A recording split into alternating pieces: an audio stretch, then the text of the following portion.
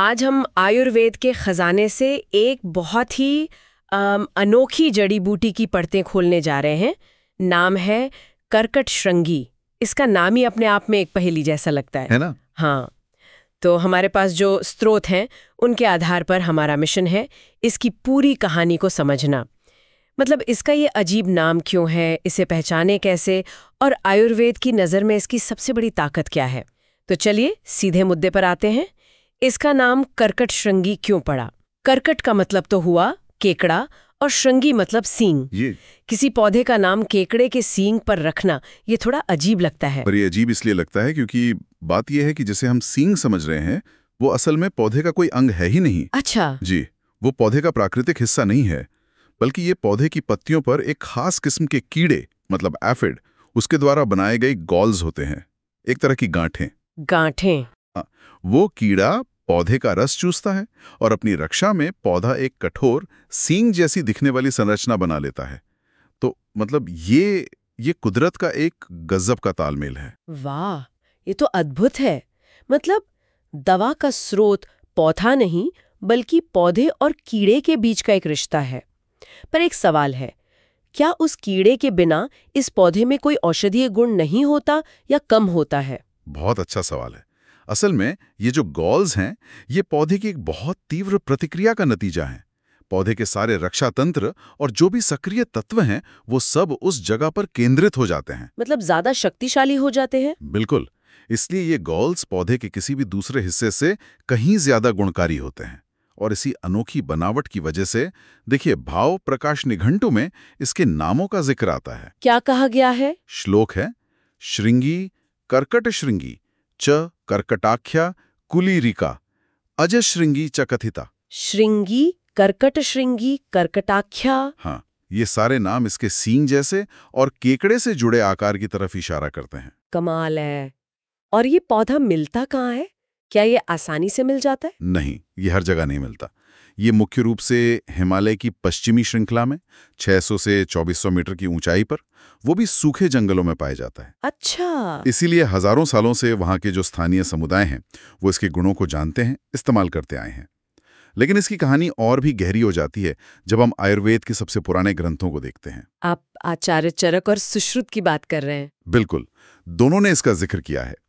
चरक संहिता में इसे कासहर गण में रखा गया है, यानी उन 10 जड़ी बूटियों के समूह में जो खांसी के लिए सर्वश्रेष्ठ मानी जाती हैं। जी बिल्कुल, जो खांसी के लिए सबसे अच्छी हैं। लेकिन यहाँ एक चौंकाने वाली बात भी है। वो क्या? उन्होंने इसी पूरे पेड़ को यानी पिस्टैशिया इंटिजरीमा को विष की श्रेणी में भी गिना है। एक मिनट, अगर पूरा पेड़ जहरीला है तो फिर इसे दवा की तरह इस्तेमाल करना ये तो खतरनाक हो सकता है।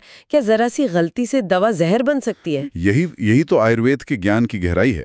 देखिए, उनकी विष की परिभाषा आज के पॉइजन से बहुत अलग थी। कैसे? उनके लिए विष का मतलब सिर्फ मारने वाला पदार्थ नहीं था, बल्कि अत्यधिक शक्तिशाली या तीव्र गुण वाला पदार्थ भी था। एक ऐसा पदार्थ जो शरीर में बहुत तेजी से फैलता है और जिसे बहुत सावधानी से इस्तेमाल करना जरूरी है। रुकिए, ये तो एक पहेली है। एक ही पेड़ जहरीला भी है और जहर का इलाज भी। चरक ने इसे विषोपक गण में भी रखा, यानी उन जड़ी बूटियों में जो विष के असर को कम करती हैं। सही पकड़ा। मतलब एक ही चीज जहर भी है और दवा भी। जी। यही दिखाता है कि वो किसी जड़ी बूटी को सिर्फ अच्छा या बुरा के चश्मे से नहीं देखते थे, वो उसकी पूरी शक्ति के स्पेक्ट्रम को समझते थे। उन्हें पता था कि पेड़ विषैला हो सकता है, लेकिन उस कीड़े के हस्तक्षेप से बना वो सींग एक चमत्कारी औषधि है। अगर ऐसा है तो फिर बाजार में असली कर्कट श्रृंगी की पहचान करना तो सबसे जरूरी हो गया होगा। आजकल तो हर चीज में मिलावट होती है। बहुत ज्यादा। इसकी असली पहचान बहुत जरूरी है। बाहर से देखने पर ये गॉल्स खोखले, टेढ़े-मेढ़े सींग की तरह दिखते हैं। रंग हल्का हरा भूरा सा होता है। ठीक है। लेकिन असली पहचान इसे तोड़ने पर मिलती है। जब आप इसे तोड़ेंगे तो अंदर की सतह एकदम चिकनी और लाल भूरे रंग की होगी। और सबसे बड़ी निशानी, वो सफेद पाउडर जिसके बारे में स्रोतों में लिखा है। बिल्कुल, अंदर की सतह पर सफेद क्रिस्टल जैसा पाउडर चिपका होता है। वो कोई धूल नहीं, बल्कि पौधे के सूखे हुए रेजिन और सक्रिय तत्व हैं। अच्छा, वही इसकी शक्ति का केंद्र है। हाँ, अगर ये पाउडर ना हो तो समझिए कि वो या तो पुरानी है या असली नहीं है।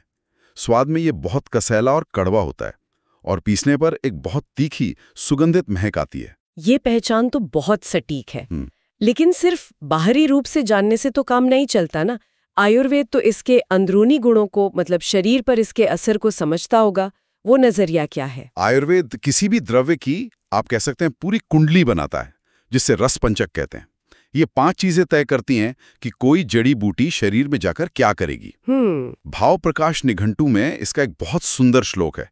श्रृंगी कषाया तिक्तोष्णा कफ वाताक्ष ज्वरान श्वास का सारुचि हिप्पा वमिदोषा नियच्छति। इस एक श्लोक में ही सब कुछ है? हाँ, इसमें इसका पूरा सार है। चलिए इसे तोड़कर समझते हैं। ठीक है, तो पहला है रस यानी स्वाद।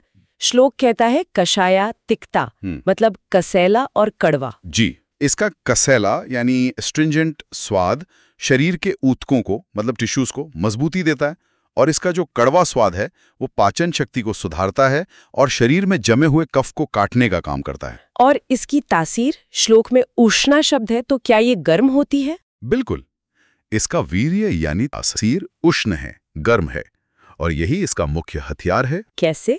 कफ और वात दोष दोनों की प्रकृति ठंडी होती है।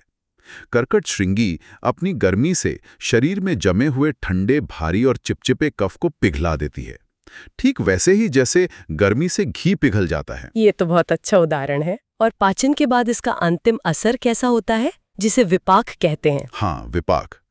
इसका विपाक, पोस्ट डाइजेस्टिव इफेक्ट, कटु, तीखा, पंजेंट होता है। ये बहुत गहरी बात है।